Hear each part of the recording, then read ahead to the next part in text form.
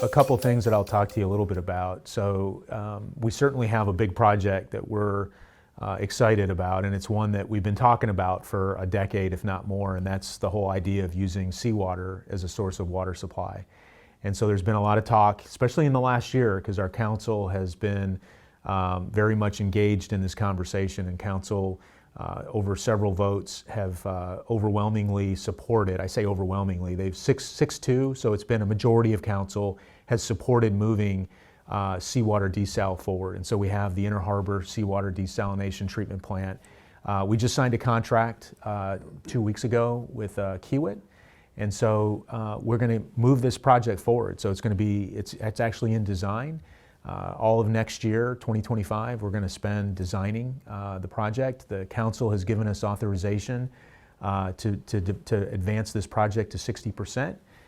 We expect all the permits to be in hand next year.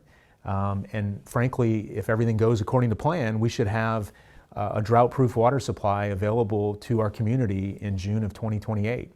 Still seems like a little bit of a ways away, 3.5 years. So the question that you asked is what are we going to do until we get there? Because clearly Mother Nature has not been our friend. And so there's a few things that we're doing. One is the Rhodes pipeline, which has really been an important asset for us. Back in the late 90s, Mayor Mary Rhodes was really a visionary, and she decided that it was time to provide more water supply into the city. And so Lake Texana was the first water supply that we brought in. We have that supply today. It's a contract water source. And then we have Colorado River. And so for many years, we basically took about 40 million gallons a day down that pipeline. Just a few months ago, we did a condition assessment, which told us that that pipeline is in very good shape for being 25 years old. And with some additional information, we made a conscientious decision to increase the flows down that pipeline. So now we're taking 55 million gallons a day. And the pipeline was designed to be able to handle up to 75 million gallons a day. And so in the next couple months, we're actually implementing projects to safely provide the whole amount of water, the 75 million gallons a day, down that pipeline corridor. And that's a big deal. Assuming Colorado River and Lake Texana stay full, and that's something that does concern us because this drought, as we're watching, is kind of getting a little bit more broad in terms of where it's going. So we sure hope that Texana, or really it's Lavaca Navidad, and then of course Colorado, we hope that those river basins stay plentiful so we can continue to pull that water down to supplement what we have on the Nueces River Basin. That's one. That's probably relatively the most easy water that we have available to us. There's some other projects that we're also looking at delivering as well, just to make sure that we have as much water supply available. So the other one is groundwater. And what's interesting is there are groundwater wells that the city utilized back in the 70s and the 80s and the 90s during significant drought. And those well sites are still there today, and they might be available for us to utilize. In other words, just basically pump the water out of those wells and use it to supplement water in the Nueces River. So that's another option that we think is a good option. So we're looking at that. So we think with those kinds of options that we have available, that's going to help us be more resilient in terms of getting us to a place where hopefully we don't have to continue to ask our community to curtail their water use. Monday is going to be a day that we're not really looking forward to, frankly. Monday we're officially going to declare stage 3. And that really is asking the community to limit non-essential water use. We've already asked the community to do that, and now it's just a little bit more austere, if you will. So essentially on Monday, stage 3 is going to be declared by our city manager, and with that comes some requests of our community. And so the community has been really great. They've stepped up, and so we're going to have to ask the community once again to step up and help. That's great. You've covered a lot of ground there. I want to kind of go in a little specifically on those 3 different points that you hit, and we'll start with the Rhodes pipeline. So, yeah, the drought has definitely been affecting a lot of the Lone Star State, and I believe at the last reading, Lake Texana was around just under 80%, around 78%. And so what percentage of our overall water blend, so to speak, does that Mary Rhodes pipeline supply account for? And also, is there a way that you guys are kind of adjusting that ratio of where water comes from to kind of, mitigate the fact that we're kind of limited? Right. So traditionally, the Mary Rhodes pipeline has been about 50% of our water supply. I would say now, because we're actually taking more water down the Mary Rhodes pipeline, it is becoming a little bit more than 50%. So a majority of our water is coming from the Mary Rhodes pipeline. And certainly, once we're able to increase the flow down that pipeline to 75 million gallons a day, it'll be even more. So, the reality is that was an underutilized asset. And so we're basically making sure that asset is used the way it was originally intended to be used. And one of the things that is important is that it is just one pipeline. So we want to make sure that we're doing everything according to the design criteria, the operational criteria. If something happens to that Mary Rhodes pipeline, we only have one, and that is something that so we need to make sure that we are very much protecting that asset. One of the things that I think is really important for our community to recognize is that resiliency is really important in a drinking water system, especially. And so having backup systems, we have one water treatment plant. If you look at the 7 larger cities in Texas, they have at least 3. So that's why, kind of coming back to the original part of our conversation, the seawater desal treatment plant, that plant is so important. And there may be some folks that think, maybe seawater desalination isn't the best supply. I mean, there are some people that feel that way. What I would say is that is a drought-proof supply, and it's a second water treatment plant, which is the community needs that second treatment plant. And so that helps build the resiliency. The Mary Rhodes pipeline, it's pretty pricey order to build a second pipeline. So that's why it's just really imperative. And we've got a great team that's out there making sure that the pipeline is well maintained, all the assets are cataloged and basically looked at the right way. And that's a good segue into something that was brought up to my attention from the council meeting this week. So it seemed as though there was some kind of problem with the pipeline this week. I don't know if it was a leak or some kind of issue like that. Can you speak more to that? Yeah, you bet. So the pipeline there's probably more attention on the pipeline today than ever before. But what happened a couple days ago was there was a very small leak on the pipeline. And leaks happen. It's not just the Mary Rhodes pipeline. There's leaks that happen on pipelines every day. It just so happens the Mary Rhodes pipeline is a pretty important line. So what we did was we wanted to make sure that we had all the parts that would be necessary once we take it down. We just needed to make sure everything was ready, which it was. And we essentially went to where we thought the location of the leak was. And we excavated, exposed where the leak was. It turned out that the joint was just a little bit off from where it needed to be. And so there was a repair that was made, and the line got put back into service relatively quickly. I can't remember how many hours it was down. It was probably down like maybe 24, 36 hours. And again, under normal circumstances where the reservoirs are more full, that's probably not something that gets thought about as much as it does today, which again goes back to just how important it is to make sure that we continue to watch that pipeline and protect it to the best of our ability. Right. And so thinking on that and the importance, again, that desal plant not only turning seawater into usable potable water for us, being another treatment plant, is there a plan going forward that the city may want to upgrade other infrastructure? We've covered street projects where it's discovered, hey, we need to do more than just fix the road. We've got to work on some of the pipes that are under here. Is that part of the plan going forward in the long term to kind of make sure that we are making our water supply used efficiently so that when we do pull in water, we've got newer infrastructure that can support that and we have fewer leaks in our everyday water mains and things around the city? Absolutely. You just hit on a topic that everybody in every city who's in the water business talks about, which is making sure that we are constantly upgrading and maintaining the infrastructure that we have. And part of the reason why I think it's a challenging topic is that much of the infrastructure that we're talking about, the community doesn't see it. So all the pipelines that we're talking about, they're underground. People don't really see that or necessarily even pay much attention to it.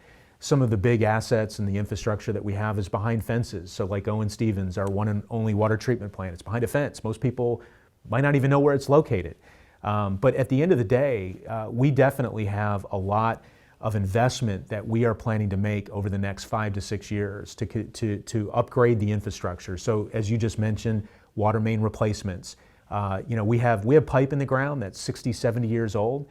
It generally does pretty darn good, but it's important to have that pipeline on an upgrade plan where it gets basically taken out and we put new pipeline in. We're smart about it, so we want to make sure that we're kind of focused where we may have a higher risk of having some challenges with that pipeline. But ultimately, it takes good planning. And it takes a financial commitment, and so it's important, which is why I like doing these kinds of interviews. It's important to be able to talk to the community, and I think generally the community gets it. One of the things that I will say is our community here is really conscientious about water. I haven't seen it. I've done this work in other cities, and Corpus Christi really has a community that is conscientious about water. They don't have any appetite to see water being wasted, and they just don't tolerate that. And so that's great. And so we want to make sure we continue to build the confidence and the trust of our community. Right. And so I think a lot of our neighbors here in the coastal bend this is a big concern for them, our water supply. What do you do without water in a growing city like this? What are some of the immediate, from here to the end of our drier season, heading into the spring, what are some immediate things that the city is trying to do with providing for the customers? Because obviously we have a lot of industry, we have a lot of municipal needs and agriculture. So what are some of the strategies that the city is employing to make sure that the customers from all around the coastal bend have the supply they need? Well, part of what we're doing is we're on a public education campaign to reach out to communities, not just in the city of Corpus Christi, but we have been out to Beeville and Mathis and San Patricio County and South Texas Water Authority and Kingsville. These communities that we sell water to, who are partners of ours, we've been very proactive to try to engage with those communities and the leadership teams in those communities to help kind of highlight the need for water conservation and making sure communities are sort of in lockstep with us, because our community has a drought contingency plan that we're going to enact stage 3 on Monday. And so the expectation is that the other communities that we sell water to also follow suit. And of course we can't go into Port Aransas or Portland and go in there and try to push things that are those aren't our cities. But those are communities that we're in lockstep with.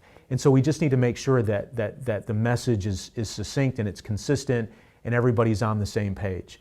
And so that's one thing that I think is really important. The second thing is wastewater effluent.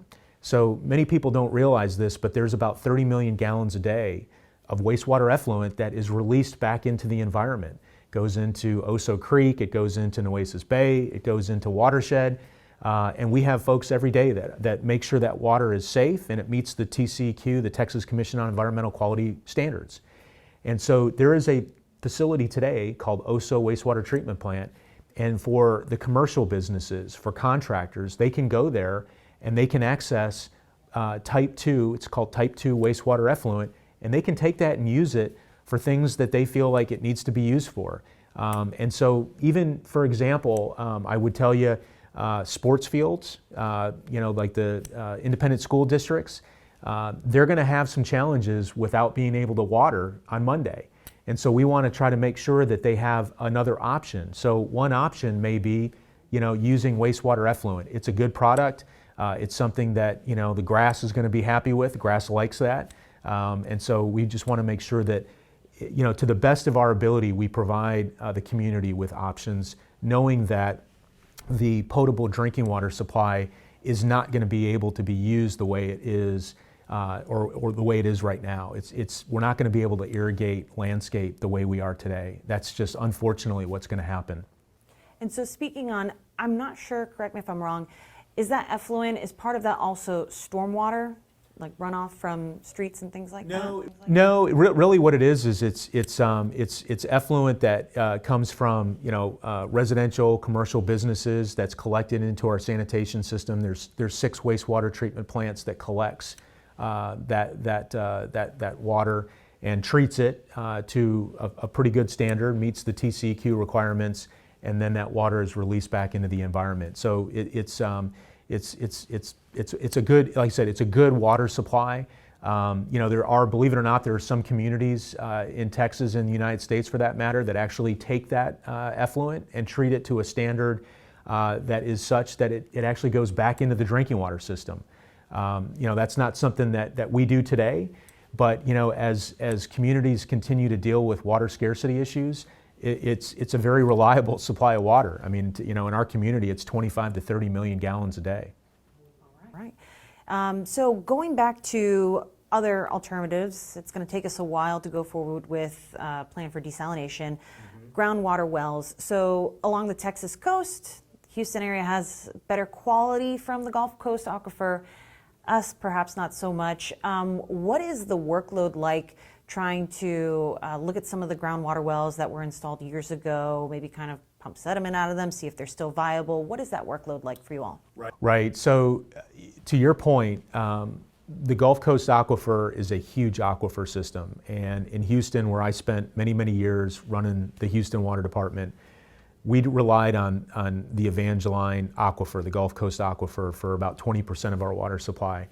In Houston, that water does not have really any salt in it, and it's a pretty darn good water supply. Down here, unfortunately, it tends to produce some salt that really has to be treated. And of course, treatment adds cost. And so it's not necessarily the most ideal water source. However, there are some wells that we have identified that have been used in years past, and these wells could basically be activated such that the water could be put not directly in people's taps or to their homes, but it could be put into a water body like the Nueces River, at which point that water supply would be delivered downstream to Owen Stevens. Now, what I'm talking about is downstream of Wesley Seals Dam, which is on Lake Corpus Christi, to Owen Stevens and some of the other folks that take water down at that location. In terms of just making sure that those wells are rehabbed, there's a process that goes into that, and that would basically be hiring the right contractors who have the expertise to be able to go down into those wells, make sure that the wells have screens that produce clean water in the right zones. There's some equipment that would have to be installed. The other thing is that having a hydrogeologist, which is we do have one, a hydrogeologist that kind of looks at the water, making sure that we're not pulling too much water out, because the last thing we want to do is impact any other wells that might be in the area. We don't want to do that. So there's some work that has to be done to make sure that this is done appropriately. All right, and so you may not have this number yet, but is there an estimated percentage that you think that water can kind of supplement? Is it maybe a 10% increase that those wells could possibly provide? We don't have that number today, but I will tell you that would be a good number. If we could get 10, 15%, I think that would be a very good number. I kind of like to say, just being able to have a backup supply, whether it's 5%, 10%, 20%, obviously the higher up you go, the more resilient your system is. We want to try to make sure that we have that sort of resiliency built in. It's going to take some effort to get there, but I do think that, this is a really pivotal time in our community. And I like to say, as I talk to folks about this, Mary Rhodes was an icon. People outside Corpus Christi know who she was. She was a visionary. And she did things back in those days that I think it's probably safe to say people probably didn't agree with her. There was some pushback. And I think we're sitting in the same time today. we really need to take the next step and build a water supply that is going to last for a couple of generations. And so I think we've got the right framework to do that. We're moving in that direction. It's just unfortunate that right now we've got this really difficult drought that it continues to grip a hold on our Nueces River supply, as well as now what seems to be some of the other watersheds that we're very much dependent upon. And so that, I think, leads us into some of the frequently asked questions or maybe assumptions that come from our neighbors here in the coastal bend. So I got to focus on the western reservoirs. Of course, I've got to ask you about the integrity of the dam, and then we'll get into the process of releasing water from our water supply. So how is the integrity of the dam doing these days? Is there any concern for that with the water levels and their current state? At this point in time, I have not been, to my knowledge, there is no issue with integrity of the dam. So we've got some really good folks. That's a very specialized skill set, dam safety, and so some of that work we outsource that to professional engineers who they do nothing but looking at dams and making sure that the structures are safe. And so we've got a very good team that does that. We do have a team, Corpus Christi Water has a team that operates those dams, and they do a very good job. Essentially, we have two dams. So we have the Choke Canyon Dam, which is a very large dam, and then we have Lake Corpus Christi. Just so the viewers know, I mean, Choke Canyon was built in the early 1980s. Lake Corpus Christi was built in the 1950s, so I believe it was like 1954 construction started. So it has been, Lake Corpus Christi has been sort of a really an iconic structure. If you've ever seen it, I've seen it several times. It's absolutely an amazing piece of engineering marvel, and it's something that we really have a lot of pride in. But to your point, we have a great team that operates that, and we do. So part of what is important is that we have good planning to ensure that those facilities are well maintained, and so. That is something that we present every year to council. Council always asks good questions because I think they clearly understand we need to have dollars committed to making sure that those assets are well maintained. And so then a concern we get from our neighbors pretty often, why do we release water from Lake Corpus Christi? Well, the first part is we release water from Lake Corpus Christi first and foremost to serve the needs of the community that relies on that water from Lake Corpus Christi. So O.N. Stevens, which is the one and only water treatment plant that we have, it gets some of its water from the Nueces River, which comes from Lake Corpus Christi. One of the things that we do get asked a lot is, sometimes there's water that goes over what's described as the saltwater barrier. And, that can be frustrating for people because there's people that live on Lake Corpus Christi and they see the lake levels dropping and they're frustrated because they see water going over the spillway, the saltwater spillway, saltwater dam. And what I'll tell you is there's an agreed order that we signed, we being the city of Corpus Christi, signed in 2001. And that agreed order is very prescriptive on what we're supposed to do. And that we are supposed to provide releases back to the Bay system. What I will say is once we get to a level, and it's 40%, so once the combined reservoirs, that's Choke Canyon and Lake Corpus Christi, reach 40%, we are not, I'm sorry, I meant 30%. 30%, we are not required to release a drop of water other than what we need for our needs at O.N. Stevens Water Treatment Plant. So that is a message that I think sometimes may not necessarily be heard by some folks in our community, and that's unfortunate. So for right now especially, I mean, we're not releasing any water that doesn't go to O.N. Stevens for treatment. Of course, there's a couple other entities that also pull water on the river. So you would have WCID number 3, which is Robstown. You would also have San Patricio has an intake on the river, and then you have two industrial users that have an intake on the river. So other than that, there is no water that's being released other than for those folks that have either contracts or have water rights on that river. And so going back to this agreement, it's old, it's been in place for a while. Can you tell me more about it? If somebody was to ask about seeing this, obviously it's a public document and everything, who is that agreement with? What is it called? What was its purpose? You bet. So it's called an agreed order. It's on our website. In fact, if you go on our website and you look under the Drought Contingency Plan, which I imagine there's a lot of people looking at that today, it's actually in the back of the Drought Contingency Plan. I think it's like maybe about, don't quote me on this, it's maybe like 30-page document.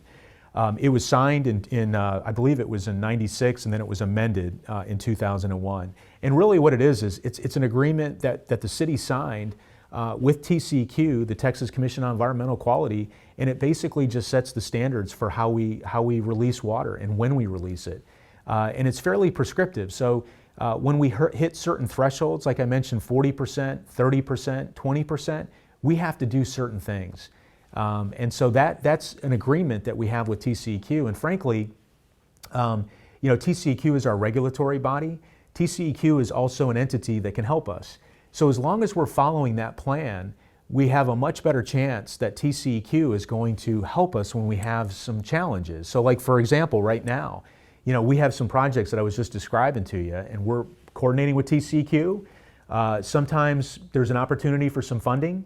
And so we want to make sure that we follow the plan that TCEQ has held us to so that we can comply with it, so that if there's an opportunity to get maybe some grant funding or some other funding mechanisms, we have that opportunity, because our community deserves to have, if there's dollars out there to help, we need to get those.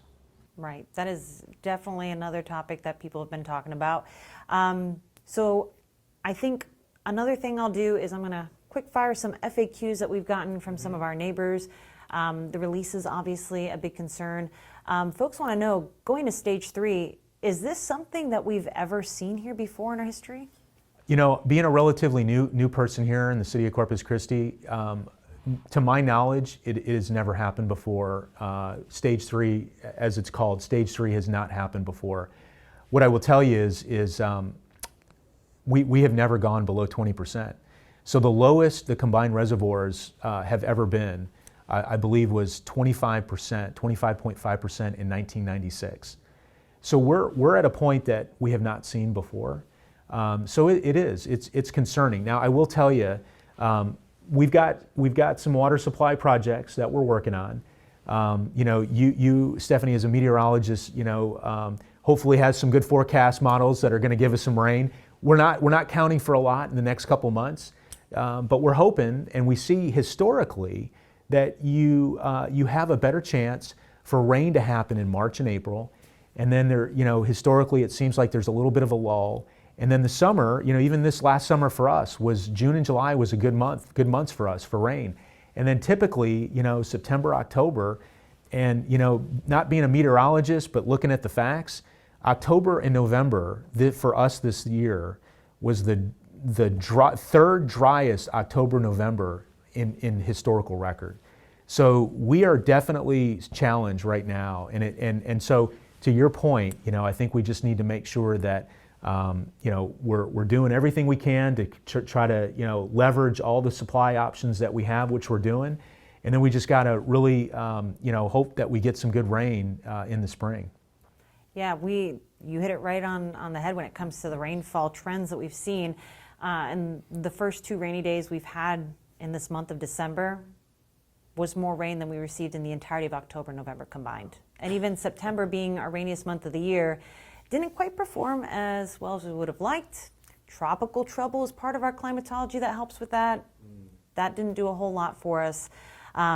So the weather isn't really helping in our favor in this point. So again, brings us back to this very hot topic. This is uncharted territory. And so a lot of folks are concerned, where does this end? What if we don't get rain in the spring? And I think it's a little bit of a doom spiral of thinking, so to speak. So that's where we come here with all these questions. And on top of that, looking forward into the next couple of months, couple of years, this city is expanding. So then another question becomes, how do we provide water for even more water users as the coastal bend continues to grow? So that's a great question, and I think what's really important to note is the 2028 date where we have a drought-proof water supply. It's 30 million gallons a day. And it's scalable. We could actually make it a little bit bigger if we wanted. It just depends on, whether or not we want to do that. But the reality is let's just focus on the 30 million gallons a day. So there's growth here in the city. There's not the type of growth that we see in Austin and maybe San Antonio, but there's growth that's happening here. And so we need to plan for it. We also need to have a second plant. I think that's really important. I think the community understands how important having a second plant is. The other thing is there are people that want to move here. Even commercial businesses want to move here. And so we need to be able to accommodate a community that people want to move here, and that's a good thing. And so we certainly want to be able to say yes to not just people that want to move here, but businesses that want to move here. And so we know that businesses take time to move here. They're not just going to move here next week or next month. They're probably moving here. They want to move here in the next couple years. So being able to say that we have a drought-proof water supply that is here for businesses to utilize, not to mention the fact that the community needs that as well, is really important. So, I like to say we're open for business because we have a plan that gets us more water in the next couple years.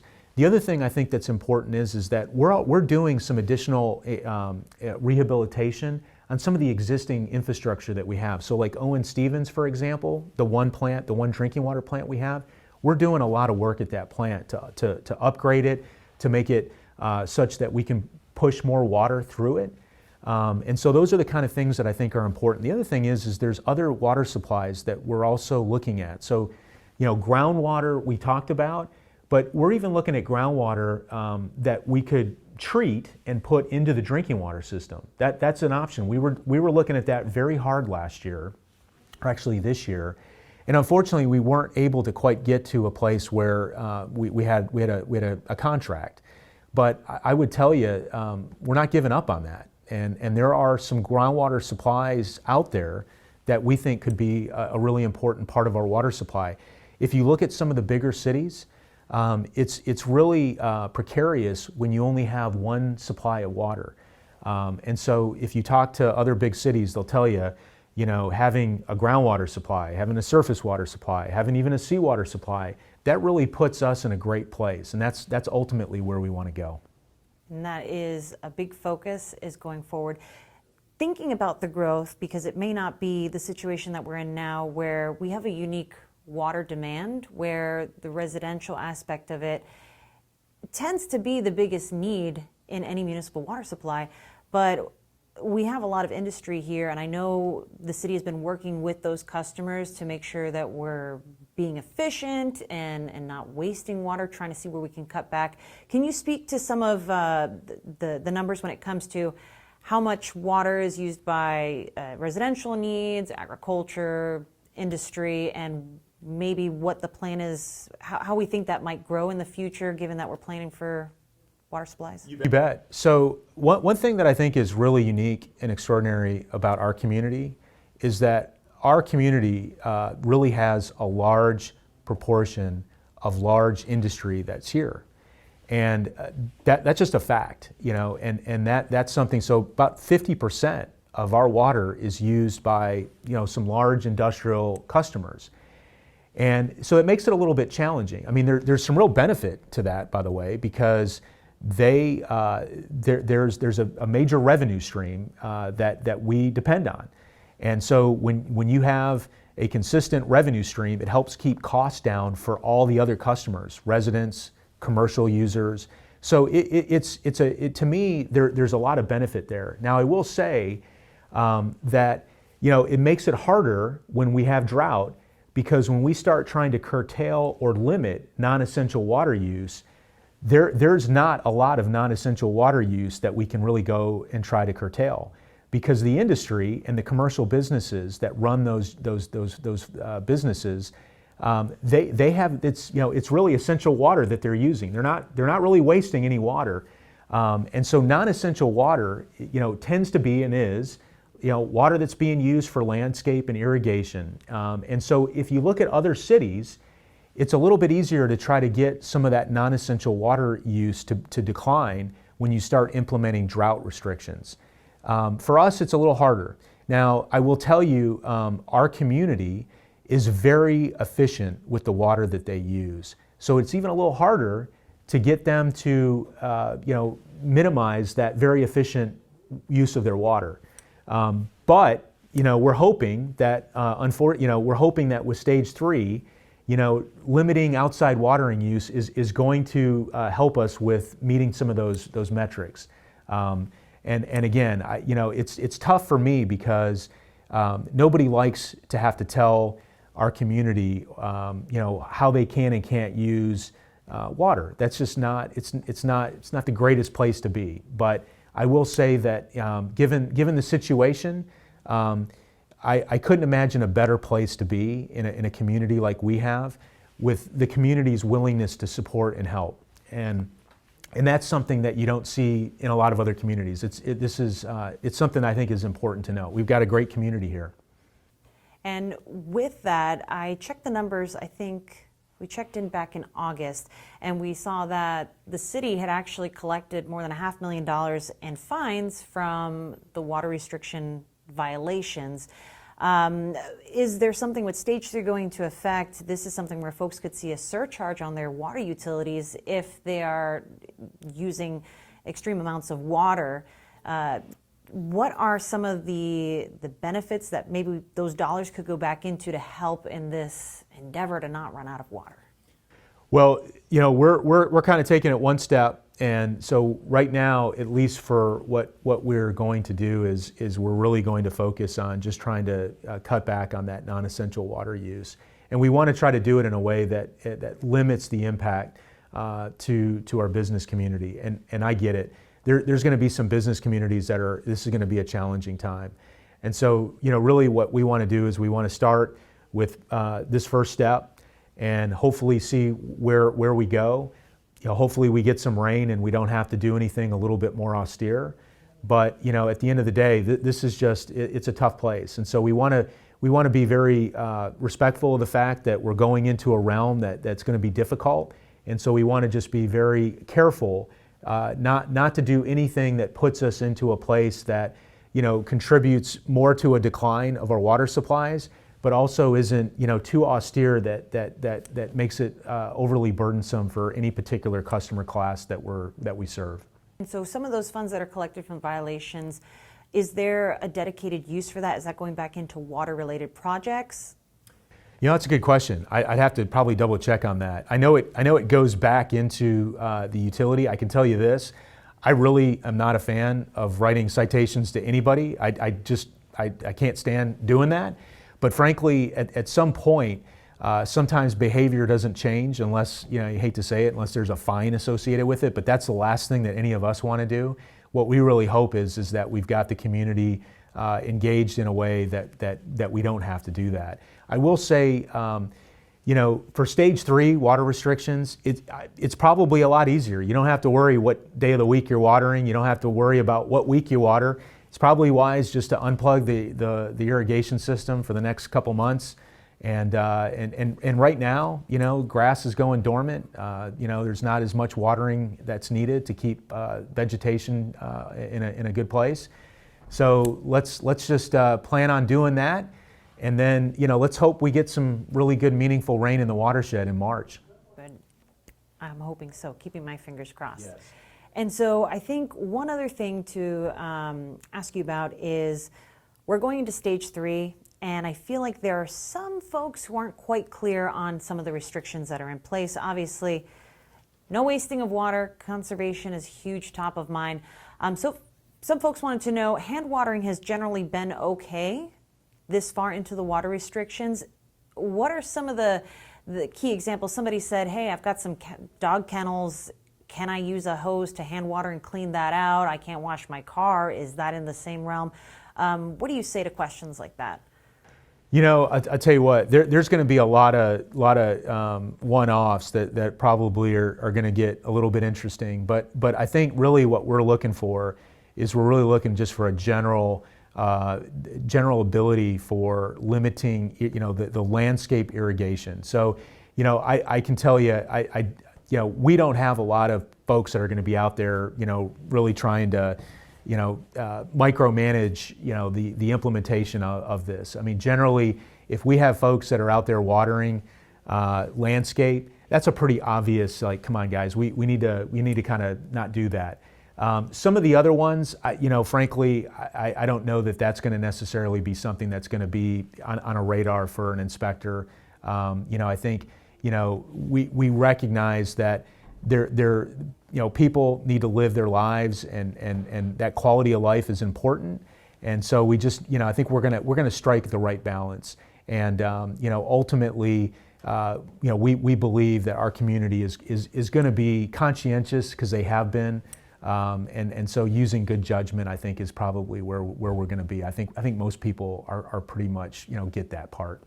And is that why there's been kind of like this careful walk through these stages of water restrictions? Because we've seen kind of a delay to stage 1, a delay to stage 2, and now we've kind of tread a couple of days, now going into stage 3 on Monday? Yeah, I think a big part of this, and you hit the nail on the head. A big part of this is making sure the community understands what it is that is expected of them. What is the it?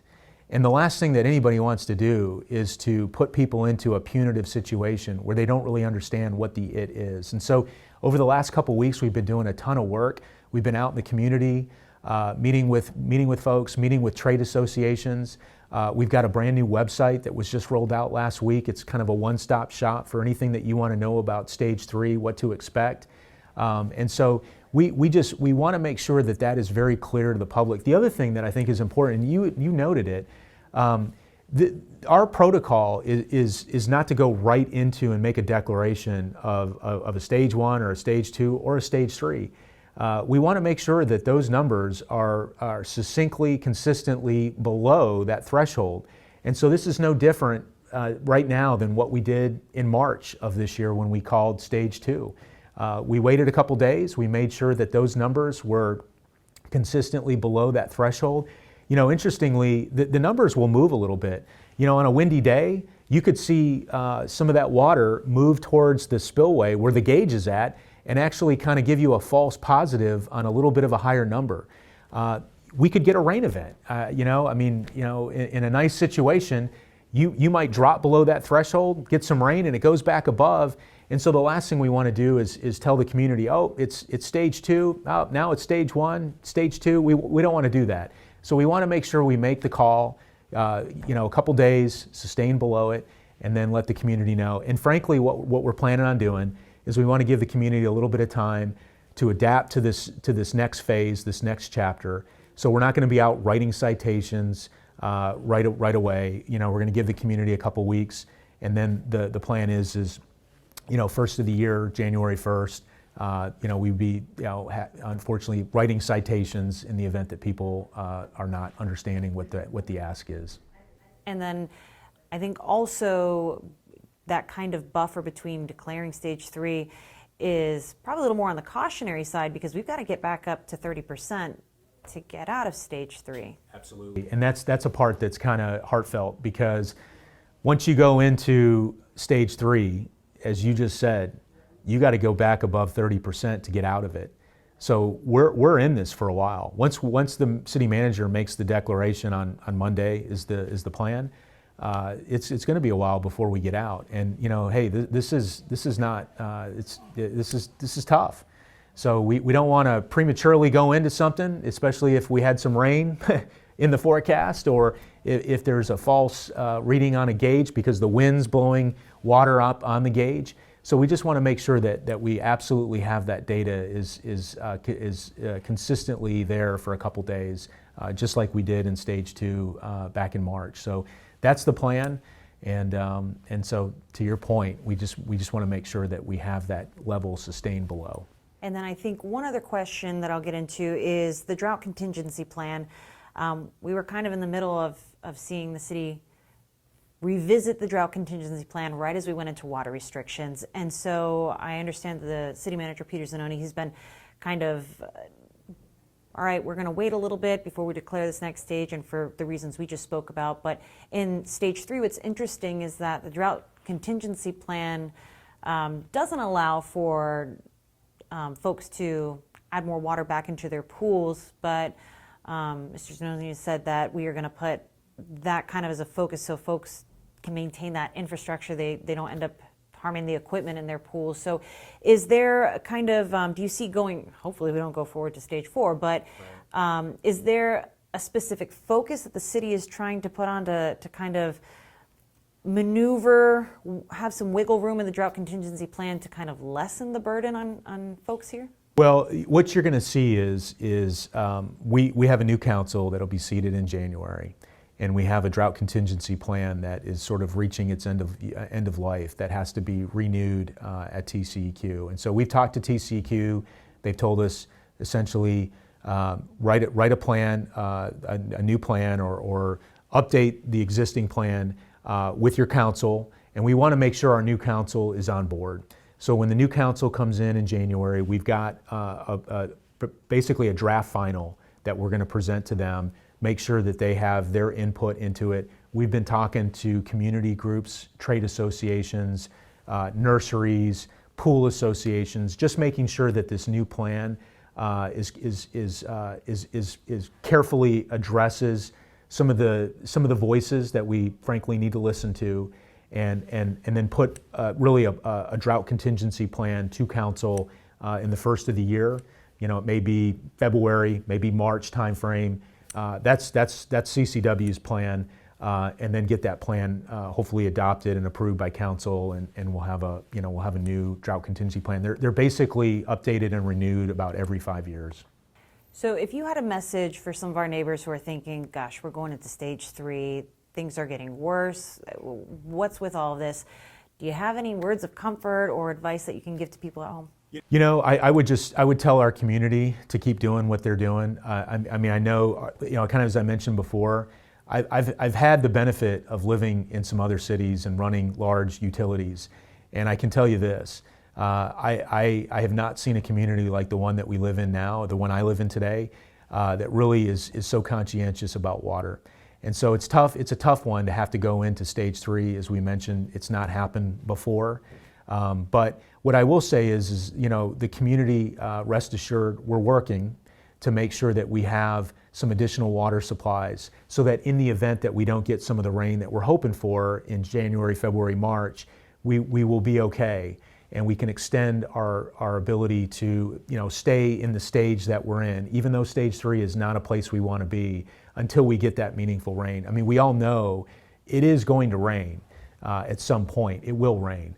And so we just need to make sure that we've got that plan in place, which we do, to get us to that next rainfall. And then what I would also tell the community is that we're very fortunate that we live on the coast, and we've got the most drought-proof water supply right out here. And it's seawater, and this is done all over the world. Texas is not really doing much in the way of seawater desalination, because Texas has done a great job using all the other easy water supplies, and we've done it. And so now we're going to have to go get that next water supply, which is seawater. It's a little bit more expensive, but the other side, the flip of the coin is that we can do it in a way that's environmentally responsible. We can do it in a way that's affordable. The state has already financed the entire project with low interest funding. So the state believes in the city of Corpus Christi. And so there's a lot of eyes watching us. And I think that there's a lot of people out there that want to see Corpus Christi be successful in developing that new water supply. I have yapped your ear off all afternoon. Is there anything else that you'd like to get across? Any other messaging or things that you think we missed on in the past hour? I would just like to say that, the community continues to be our biggest advocates, and we want to continue to, earn their trust to do what we do. And we certainly are always open. So if there's things that we need to think about, I'm pretty available. We've got a website. We've got a new website for stage 3. So I encourage your listeners and viewers to look at the website and provide us with feedback. And if there's things that we can do that may be a little bit different, we're always looking for ways to continue to serve the community. And so I appreciate, Stefanie, your great questions. You had a lot of great questions here today. So clearly you're very engaged in those questions that people want to hear answers to. So I appreciate all that. Thank you. Thank you. Thank you for your time today. I appreciate breaking down the nitty-gritty for everybody. Yes.